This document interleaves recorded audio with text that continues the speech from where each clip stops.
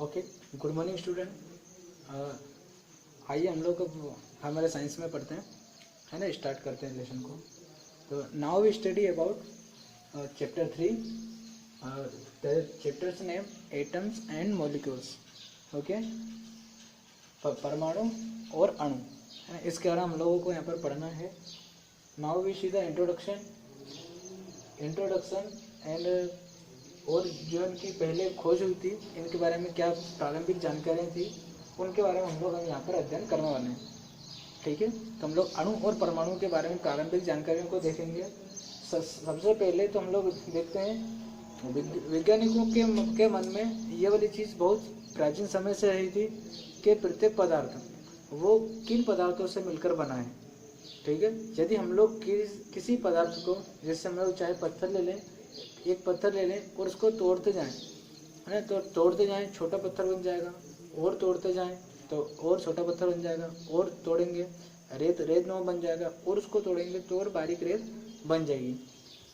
इस प्रकार से हम लोग किसी पदार्थ को यदि तोड़ते जाते हैं तो उनकी जो लास्ट स्टेज है वो स्टेज कौन सी होती है, इस वाली बात पर वैज्ञानिकों का ध्यान काफ़ी लंबे समय से था। और सभी वैज्ञानिक उस छोटे से छोटे पदार्थ को के बारे में जानना चाहते थे जो जिनसे मिलकर वो बड़ा पदार्थ बना होता है। तो हम लोग देखें, अब इसमें जो महर्षि कणाद थे, महर्षि कणाद जिनका जन्म 500 BC के आसपास हुआ था, और उसी समय उन्होंने ये थ्योरी दी थी।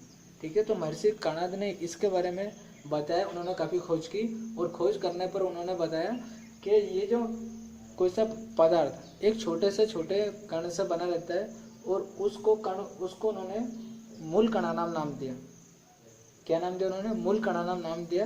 और उनके अनुसार उन्होंने जो सबसे छोटा कण है, सबसे छोटा पदार्थ है, उसको उन्होंने मूल का कणानाम या कण नाम दिया था। और वहीं से थोड़ा एटम्स की थ्योरी में और ज़्यादा आगे रिसर्च हुई। बाद के समय में डेमोक्रिटस और ये ल्यूसिफस, इन लोगों ने भी इसके बारे में खोज की, लेकिन खोज करने के उपरांत वो सही तरीके से इसको नहीं बता पाए। उसके बाद में आए एंटोनी एंड लेवोजिए आए, उन्होंने काफ़ी अच्छी खोज की, और उन्होंने उस एटम्स के बारे में बताया। और उन्होंने 2 प्रकार की थ्योरी दी। एक थी लॉ ऑफ केमिकल कॉम्बिनेशन, और दूसरी थ्योरी थी law of conservation of mass. लेकिन आगे के समय में वैज्ञानिक इतने में भी संतुष्ट नहीं हुए, और वो उसके बारे में जानना चाहते थे कि जो कण है वो किस चीज़ों से मिलकर बना है। और धीरे धीरे जो खोज उनकी आगे बढ़ती गई, तो उसमें एक और नाम जुड़ता है, जॉन डाल्टन का। ठीक है, तो जॉन डाल्टन के क्या है? जॉन डाल्टन को हम लोग देखते हैं, ये 1766 में इंग्लैंड में जन्मे थे, है ना। और एक बहुत गरीब परिवार से थे, जुलाहे थे, है ना। जिन्होंने केवल 7 साल की उम्र में उन्होंने टीचिंग करना स्टार्ट कर दिया, और 7 साल से लेकर, है ना, अगले 5 साल में स्कूल के प्रिंसिपल बने। और आगे जाकर उन्होंने केमिस्ट्री, फिजिक्स और मैथ्स के इसमें उन्होंने काफ़ी रिसर्च की, और रिसर्च करने पर उन्होंने एक एटॉमिक थ्योरी दी। और उसी एटॉमिक थ्योरी के द्वारा उन्होंने किसी पदार्थ के छोटे से छोटे भाग को उन्होंने बताया, और उन्होंने उसको एटम नाम दिया। तो आइए अब हम लोग एटम के बारे में देखते हैं। आप लोग बोर्ड पर देखेंगे कि सबसे पहले महर्षि कणाद ने इसकी शुरुआत की थी 500 BC के लगभग, और उन्होंने उस छोटे से पदार्थ को मूल कणानाम नाम दे दिया था। और ऐसे ही फिर आगे उनकी रिसर्च बढ़ती गई। अनेक वैज्ञानिक आए, उन्होंने अपनी अपनी थ्योरी दी, लेकिन किसी भी थ्योरी को सक्सेस नहीं माना गया। फिर जैसे जॉन डाल्टन आते हैं, तो उन्होंने एटॉमिक थ्योरी दी, और कुछ उन्होंने सिद्धांत उसके बारे में दिए। तो आइए अब हम लोग जॉन डाल्टन की एटॉमिक थ्योरी के बारे में पढ़ने वाले हैं।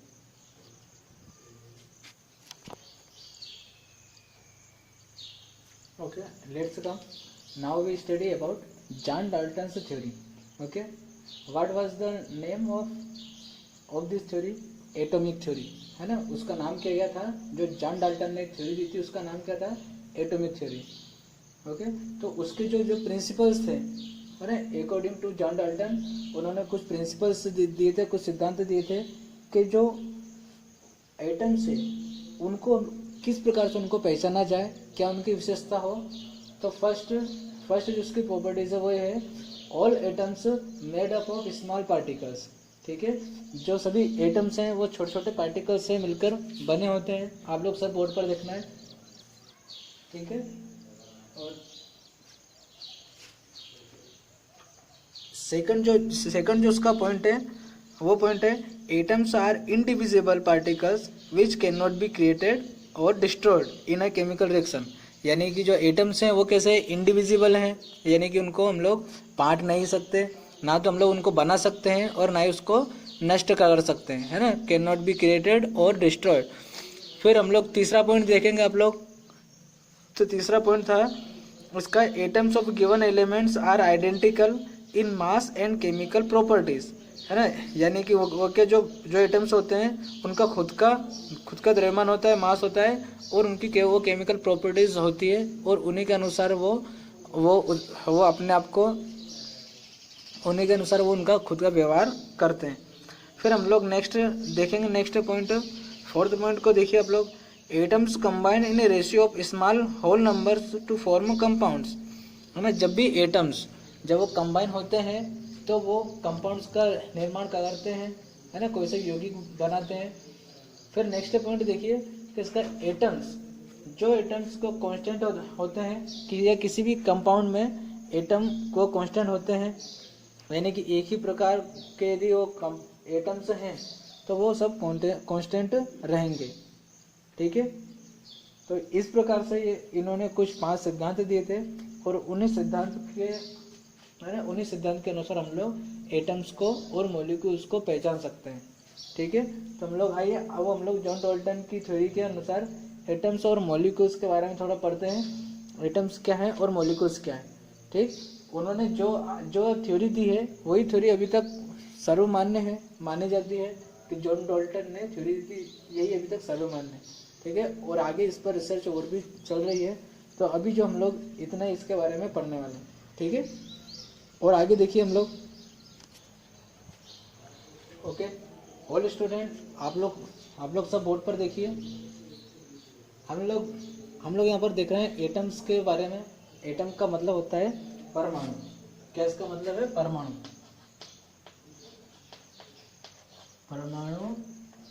और अणु।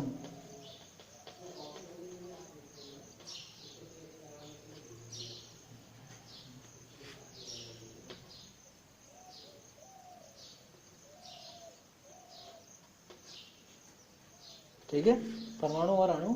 तो हम लोग देखते हैं इसमें हाउ बिग एन एटम, एक जो एटम है वो कितना बड़ा होता है। तो हम लोग देखते हैं जो एटम है वो बहुत ही छोटा होता है, और उसको मापने के लिए उसको नैनोमीटर में मापा जाता है। ठीक, किसमें? नैनोमीटर। ये भी एक उसके जो एटम्स को मापने की एक इकाई है। जैसे हम लोग दूरी को मीटर और किलोमीटर में मापते हैं, इसलिए ये बहुत ही ज़्यादा छोटा होता है, तो इसको हम लोग नैनोमीटर में मापते हैं। तो 1 नैनोमीटर इक्वल टू 10 की पावर -9, ये इतने बराबर होता है। तो हम लोग देखते हैं सबसे पहले आइए हम लोग हाइड्रोजन के बारे में देखते हैं। हाइड्रोजन इसका आवर्त सारणी का पहला तत्व है, सबसे हल्का और सबसे छोटा तत्व भी है। तो हम लोग देखेंगे जो इसकी रेडियस है, यानी कि इसकी त्रिज्या है, वो 10 की पावर -10 नैनोमीटर होती है।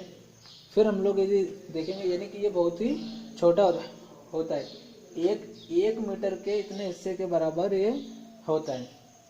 ठीक है, फिर हम लोग देखेंगे जो वाटर है, वाटर की जो रेडियस है वो 10 की पावर -9 है।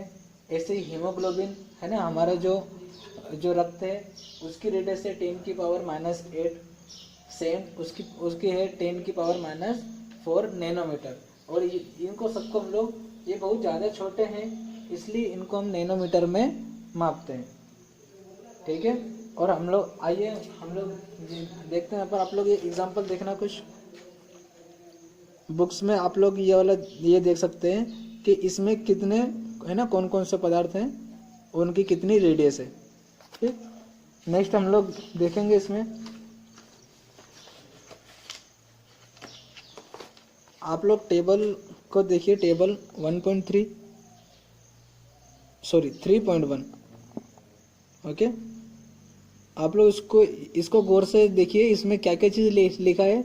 इसमें एलिमेंट्स लिखे हैं और सिम्बल्स लिखे हैं, कौन कौन से एलिमेंट्स हैं और कौन कौन से सिम्बल्स हैं। तो हम लोग इनको एलिमेंट्स और सिम्बल्स को देख सकते हैं। सबसे पहला आप लोग देखेंगे, इस पर एल्यूमिनियम है, Al है ना, उसका सिंबल यानी कि प्रतीक है।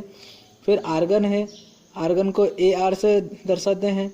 ऐसे ही बेरियम है, Ba से दर्शाते हैं।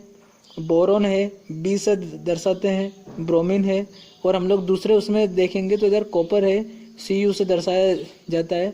ऐसे कुल टोटल जो तत्व हैं 118 तत्व हैं, और 118 में से हर एक या प्रत्येक तत्व को किसी न किसी प्रतीक के माध्यम से दर्शाया जाता है। तो आइए हम लोग कुछ 5-7 जो हैं उनको देखते हैं, जो शुरू में है। ठीक है, टोटल कितने हैं तत्व? 118 हैं। उनमें से हम लोग देखते हैं, सबसे पहला है हाइड्रोजन, है ना। क्या है? हाइड्रोजन। इसको हम लोग दर्शाते हैं H से। ठीक, दूसरा है यहाँ पर हीलियम,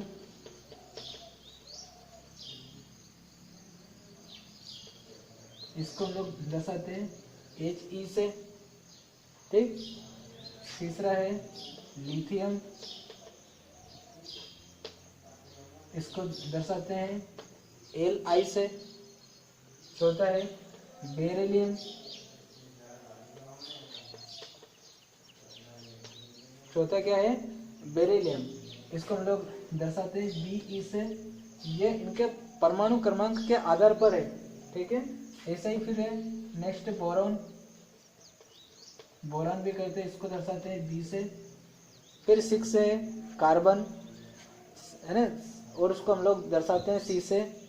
फिर हम लोग कार्बन, है ना, नाइट्रोजन, ऑक्सीजन, फ्लोरीन और नियॉन, है ना। ये हम लोग जैसे इनके नाम को आगे की तरफ बढ़ते जाएंगे तो 6ठे नंबर पर कार्बन है, 7वें नंबर पर नाइट्रोजन है, उसे N से दर्शाते हैं। 8वें नंबर पर ऑक्सीजन है, उसे हम लोग O से दर्शाते हैं। 9वें नंबर पर फ्लोरीन है, उसे F से दर्शाते हैं। और 10वें नंबर पर है नियॉन। ऐसे आपको सारणी के कुछ तत्व और उनके प्रतीकों को याद करना पड़ेगा, है ना, जो जो इम्पोर्टेंट है। तो हम लोग उनको फिर और नेक्स्ट क्लास में और ज़्यादा विस्तृत पढ़ेंगे। आज के लिए बस इतना ही। Okay, thank you.